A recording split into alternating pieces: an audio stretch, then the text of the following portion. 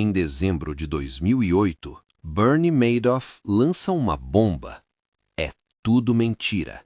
Uma grande mentira. 65 bilhões de dólares, zero transações. Esta é a história da maior ilusão financeira da história e como tudo se desfez em uma única frase. Para entender o golpe, você precisa entender o homem e como ele construiu confiança antes de quebrá-la. Antes Bernie Madoff se tornar o humano personificação de "Ups, lá se foi o seu" na aposentadoria, ele era algo muito mais perigoso, um cara respeitável. Veja bem, Bernie jogou a longo prazo. Ele construiu seu império vestindo um terno sob medida e um sorriso desarmante. No início da década de 1960, ele lançou Bernard L. Madoff Investment Securities, LLC, com uma abordagem humilde, $5.000.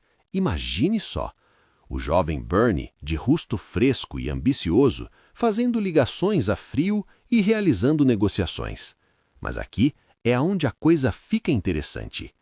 Empregada doméstica fora, ele não estava apenas fingindo ser legítimo, ele era legítimo. Durante décadas, ele administrou um negócio de corretagem legítimo que era amplamente respeitado. Na verdade, ele era um pioneiro no comércio eletrônico e ajudou a moldar a própria estrutura dos mercados modernos. Ele chegou a ser presidente da Bolsa de Valores Nasdaq 3 malditas vezes. Não é um trabalho paralelo que você consegue se as pessoas acham que você está aplicando um esquema Ponzi, planejando sair do porão de sua mãe.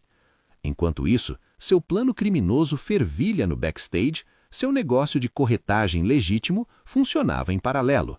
Empregada doméstica dividiu suas operações em 2 andares. No andar de cima, comércio de verdade, coisas normais, pessoas que trabalham no mercado financeiro. No andar de baixo, um cofre de números falsos, uma sala cheia de ficção. Pense nisso como um molete financeiro. Negócios na frente, esquema Ponzi na parte de trás. E a empregada tinha carisma. Ele tinha carisma? Que tipo de carisma? Uma confiança tranquila e serena que te faz sentir que está sendo incluído em algo segredo. Ele não vendeu seu fundo para pessoas, ele as deixou implorar para entrar. A exclusividade era o segredo do sucesso do golpe. Você não encontra empregada. Pessoas internas usavam a sussurrar. Ele te encontra. Era como o clube de fight financeiro. E regra número 1, não faça perguntas.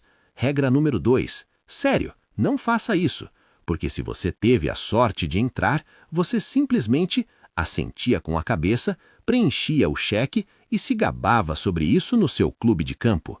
Seus primeiros investidores achavam que ele tinha algum tipo de magia de Wall Street, um ingrediente secreto que de alguma forma gerava retornos constantes e estranhamente consistentes, independente do que o mercado estava se comportando.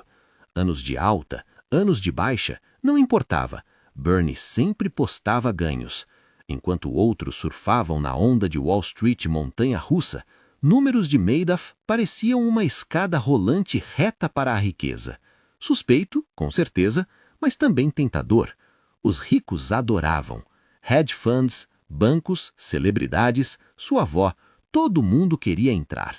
Ser investidor de Madoff não era apenas inteligente, era um flex.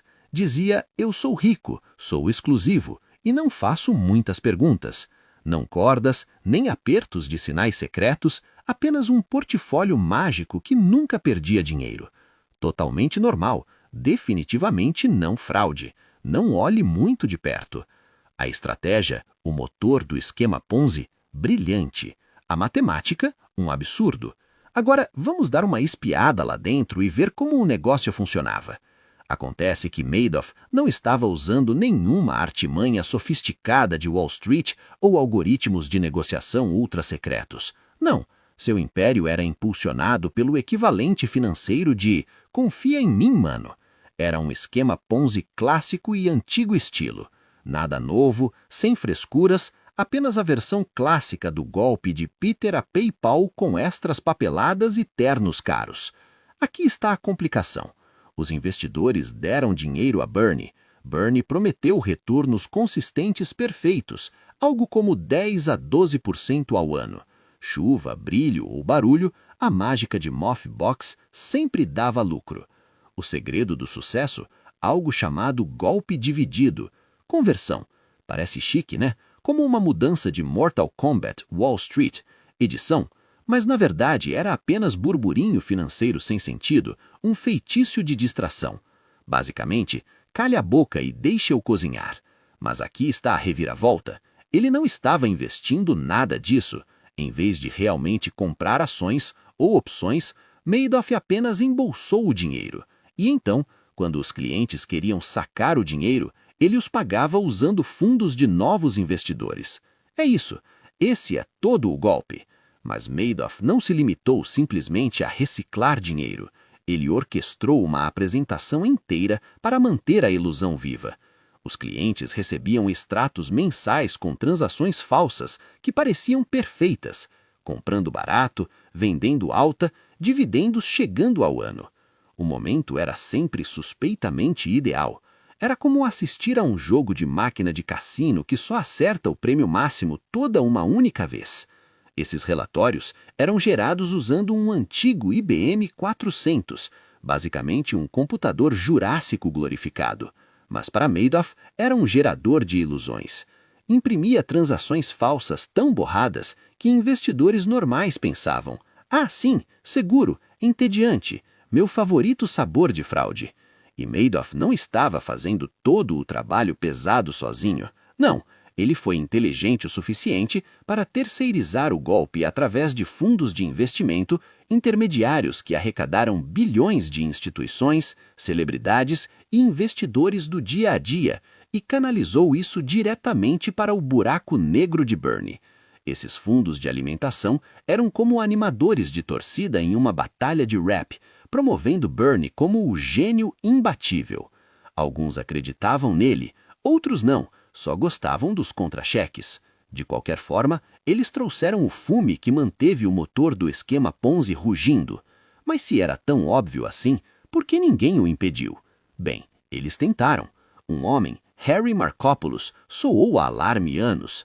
Seus números não batem, não consigo replicá-los. Ele é uma fraude. Ele disse à SEC e eles disseram: interessante, vamos ver isso. E então eles não fizeram ou fizeram mal. Eles pediram a Madoff por seus registros de negócios. Ele entregou notas de fraude e eles foram embora. Oh, que homem responsável! Eles deram uma estrela dourada metafórica e o enviaram novamente para o caminho. Isso não foi apenas uma falha na regulação, foi uma falha de imaginação. Ninguém conseguia acreditar que alguém tão respeitado, tão influente, como pudesse ser tão fundamentalmente fraudulento até que o mercado colapsasse e a mágica acabasse. O dia da mentira morreu. É 2008 e a economia global é basicamente um incêndio de lixo rolando ladeira abaixo. Lehman Brothers já foi, bolha imobiliária estourou, ações caindo como um coiote de desenho animado. Era um caos, e no meio de tudo isso, os investidores de Madoff, uma vez leais e quietos, começaram a entrar em pânico. Eles queriam seu dinheiro de volta, mas aqui está o problema. Madoff não tinha. Seu império inteiro dependia de dinheiro novo entrando para pagar dívidas velhas, saindo. Mas em momentos de crise, o dinheiro novo desaparece. Os saques dispararam. Bernie enfrentou um saque de 7 bilhões de dólares e tinha apenas algumas centenas de milhões em dinheiro vivo.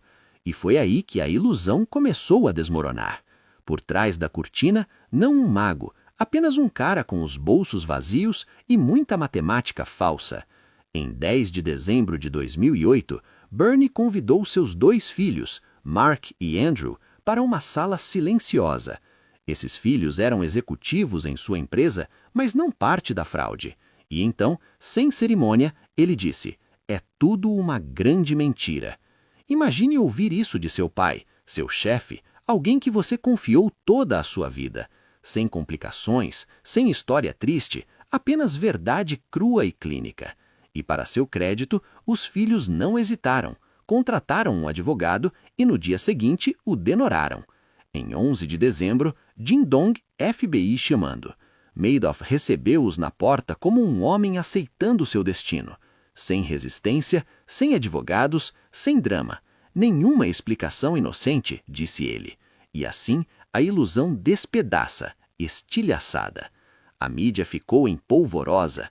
Um escândalo desta magnitude, tão famoso, este trágico, era ouro para o noticiário.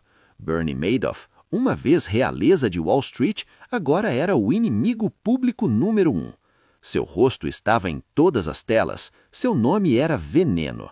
As vítimas surgiram de todos os cantos, celebridades, caridades, bancos, aposentados. Alguns perderam milhões, outros perderam todas as suas seguranças. E a tragédia não era apenas financeira, era emocional. Eles confiavam em Bernie. Eles o admiravam.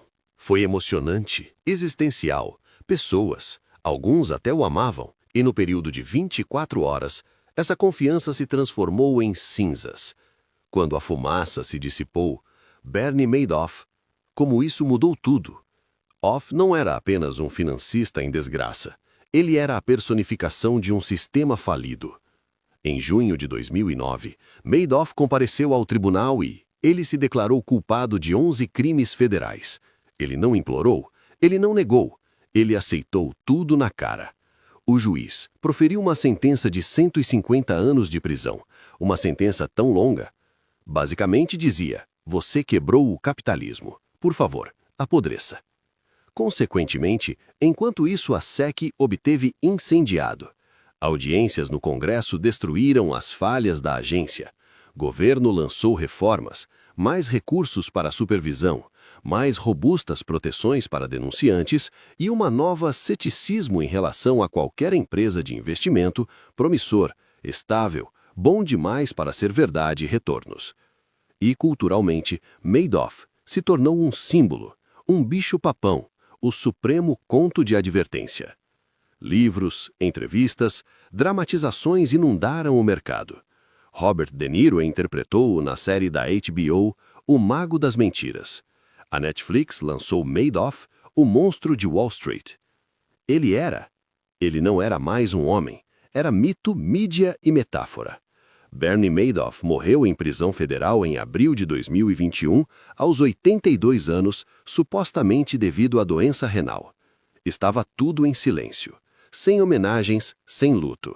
Apenas um período final em uma jornada muito longa, muito torta, a história de Bernie Madoff. Não se trata apenas de fraude, trata-se de confiança, sobre como é fácil uma bem adaptada mentira pode seduzir até as pessoas mais inteligentes na sala. Isso revelou uma verdade muito mais perturbadora do que o engano de um único homem. Que às vezes o maior perigo não é o vilão você consegue ver, mas aquele está escondido atrás de um sorriso, um título e um histórico impecável. E talvez, só talvez, da próxima vez que alguém lhe prometer o mundo sem riscos, você se lembrará do homem que um dia o vendeu. Uma mentira a cada tempo. Se você achou essa história incrível, tão assombrosa e fascinante quanto nós, não se esqueça de curtir, se inscrever e ligar as notificações. Da próxima vez, vamos mergulhar em outro golpe que faz a Madoff parecer uma amadora. E ei, compartilhe este vídeo com um amigo, quem sabe, você o salvará da próxima vez que eles forem bons demais para que a promessa se tornasse verdade.